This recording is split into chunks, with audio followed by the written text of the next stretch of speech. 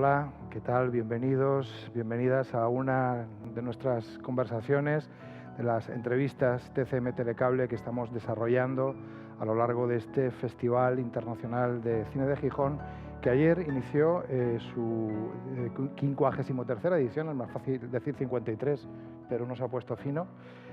Abrió su 53ª edición con una película que inauguró a la vez la sección oficial y la competición. La película La calle de la amargura, de Arturo Ripstein, con quien vamos a tener un rato de conversación y que es un verdadero placer tener con nosotros aquí. ¿Qué tal, Arturo? Bienvenido. Gracias, bien, muchas gracias. Bueno, una película en la que es absolutamente reconocible para quien haya seguido tu filmografía, tu mundo, tu mirada, tu estética y todo aquello que contribuye a configurar lo que uno piensa inmediatamente cuando piensa en el nombre de Arturo Ripstein. También un texto, un guión, el de Paz Alicia García Diego, con el que yo creo que la palabra colaboración ya se queda corta, hay que hablar casi de simbiosis, ¿no? Sí, sin duda, es ya muy cercano trabajar con Paz.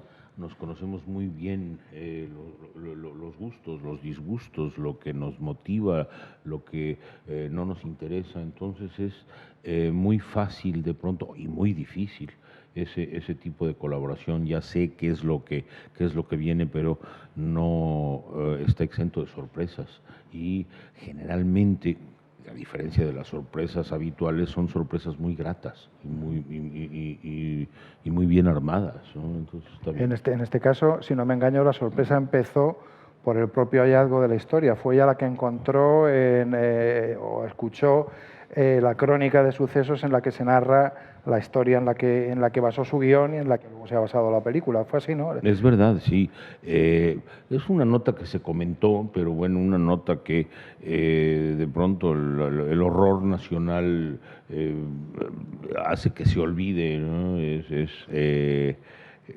Cada edición hace cancelar al anterior, el nuevo espanto cubre a este. Entonces Paz leyó la nota y sin que discutiéramos ni nada, porque normalmente una película se hace en base a, bueno, esta es la idea, vamos a hacer esto, no, mejor esta otra.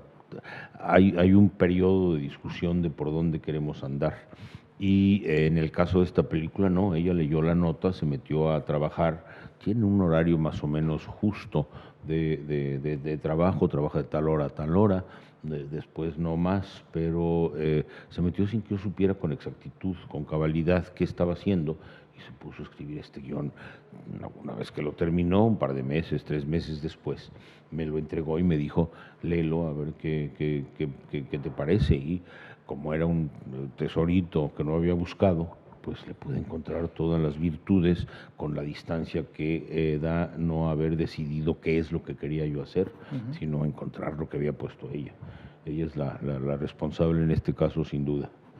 Es una historia que pivota, que se centra como el teatro clásico, como las tragedias clásicas, casi en aquello de la unidad de espacio y tiempo, ¿no? Es un mismo barrio, una misma zona urbana, un día, lo que sucede a lo largo de esa jornada, y unos personajes realmente peculiares que chocan y contrastan. Dos pequeños luchadores, mascotas, creo que los llaman en el... De pronto son las catch. mascotas de los luchadores grandes. Se visten igual, se llaman igual, pero en diminutivo. Y en México los diminutivos son en ita. Entonces este es la mascota del AK-47, un rifle de moda desde hace años, un rifle ruso tremendo, Kalashnikov, AK-47, y de pronto el otro, el diminutivo es Akita, que es curioso porque es un perro japonés de una ferocidad increíble, y ese es en mi película, no en la realidad. Entonces está la mascota de la muerte, que se llama la muerte chiquita, que en francés tiene connotaciones, digamos, blenorrágicas. Como poco.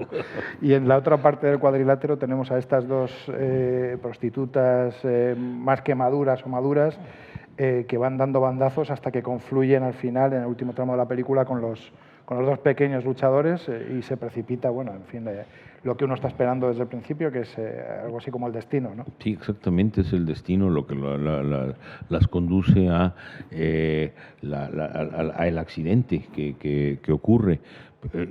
Curioso en la vida real que estos dos hermanos gemelos se vayan con dos putas añosas, viejas, más viejas mucho más viejas de lo que están en la película, más feas, y uno se explica por qué harían esto, pero esto te lleva a un momento en donde dices, claro, nacieron en la misma cama y se murieron en la misma cama, exactamente en el mismo momento, hermanos gemelos, con estas dos mujeres más o menos atroces que de alguna forma son la muerte en vida. Entonces eso da para una serie de juegos espirales que estaban muy bien urdidos en la película. Todo el tiempo se están cruzando en las calles, delante y atrás, y existen como un hecho que pareciera volverse absolutamente inevitable, y eso es a mí lo que me gusta mucho, la estructura, la forma, las formas circulares a las que uno aspira en esto, y que en el caso de este guión se daban con mucha galanura. Hay muerte, hay hado, se precipita, digamos, el destino, pero yo me resisto a ver la película como una tragedia, si acaso como una tragicomedia. Hay un elemento bufo, un elemento humorístico, un elemento de ternura y lo que aquí en España llamaremos incluso bordería socarrona, que también hace que el espectador, en mitad de toda esta visión de un mundo pues mísero y sórdido muchas veces, sonría, y sonría casi a veces hasta la carcajada. Así, sin duda. Siempre hemos intentado, Paz y yo, de que todas nuestras películas tengan una serie de elementos humorísticos. Vaya, hemos intentado que casi todas nuestras películas sean comedias, y incluso en los temas más severos, digamos, siempre hay este tema. En el caso de esta película sabíamos que no era una comedia, por supuesto, pero que teníamos que llenarla de sentido del humor, porque esto compensa las posibilidades de volverla verosímil y de su credibilidad. Es muchísimo más importante la verosimilitud que la verdad. Que es algo que está también muy presente en todas sus películas. La verosimilitud al final erige, digamos, una realidad más real que la propia realidad, de alguna manera, ¿no? Exactamente. El teatro francés de Racine, por ejemplo, se le definía como más real que lo real, y eso a mí siempre me pareció que era una aspiración a la que uno tendería. Aparte, digamos, de la corporeidad, de la parte física de la actuación, con unas actuaciones realmente espléndidas que sustentan la película, y aparte de ese blanco y negro portentoso, ¿no? que le da su textura y su belleza visual, hay una cosa que me llamó mucho la atención, y es la tensión, valga la redundancia, el mimo que le puso a la hora de reconstruir un espacio y los objetos que hay en el espacio, hasta el punto de que a veces se convierte una colcha o la ropa de una de las mendigas, o de la mendiga, de la tutora, no sé si tutora o madre de una de las prostitutas, o un armario o un espejo, casi roba el protagonismo de los actores y le da una especie de fisicidad o de presencia muy especial al espacio. Se nota que se ha cuidado especialmente. Sí, por supuesto. Yo trabajo mucho con el equipo inmediato, técnico y artístico que va a estar conmigo. Desde muy pronto se les entrega el guión a los que van a hacer la película, o los que yo quisiera que van a hacer la película. De pronto se tarda uno más de lo calculado para poder empezar a rodar, y no se cuenta con todos, pero siempre que puedo están muy de cerca y se discute cada cosa que va a ser, y se vigila con muchísima tingencia que las cosas tengan sentido y que le den presencia a la estructura general de la película.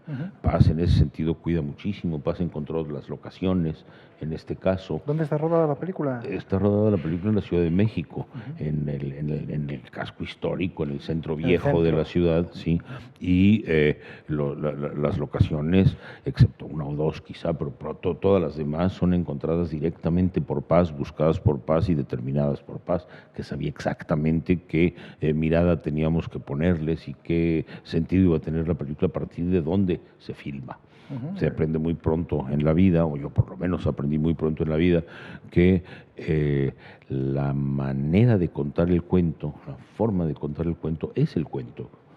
Y en este caso el cuento, además, o la forma de contar el cuento incorpora el blanco y negro de una manera deslumbrante, valga la paradoja, que es, nos lo comentaba hace un momento, el modo en el que usted ve, digamos, nativamente el cine. Sí, por supuesto. Yo, hijo de productor, iba a verlo filmar y veía un montonal de películas en los estudios, sí. Veía lo que se había hecho filmado ayer, que lo revelaban y se veía y se discutían estas cosas, y todo era en blanco y negro, todo se hacía en blanco. Es más, las poquísimas películas que se hacían a colores de pronto se veían en blanco y negro para ver qué es lo que habían rodado, y después el blanco y el color salía, era mucho más caro. Entonces yo vi todo en blanco y negro, aprendí a entender a mi país y a encontrarle sentido en blanco y negro. Mi carrera entera yo siempre quise que fuera completa en blanco y negro. No se pudo por una serie de circunstancias en donde el productor te decía no es viable, y en el momento en que te dice no es viable, pues se te cae el mundo. Entonces uno cambia el color para que sí sea viable. Esa es la libertad que supongo que da la experiencia en los años y el poder hacer más o menos lo que uno va queriendo hacer, ¿no? Aproximarse a lo que uno va queriendo hacer. Lo que he intentado, y eso también con Paz hay muchísimo cuidado, es que sea una película pequeña, barata, y que esto sea posible de hacerse. Entonces cuando es pequeña y barata, ya de pronto uno llega con los entes productores y dice va a ser en blanco y negro, y ya no importa demasiado porque es pequeña, y eso da para mucho juego. Bueno, pequeña, barata, son dos adjetivos que no deben empañar el hecho de que nos encontramos ante una gran película.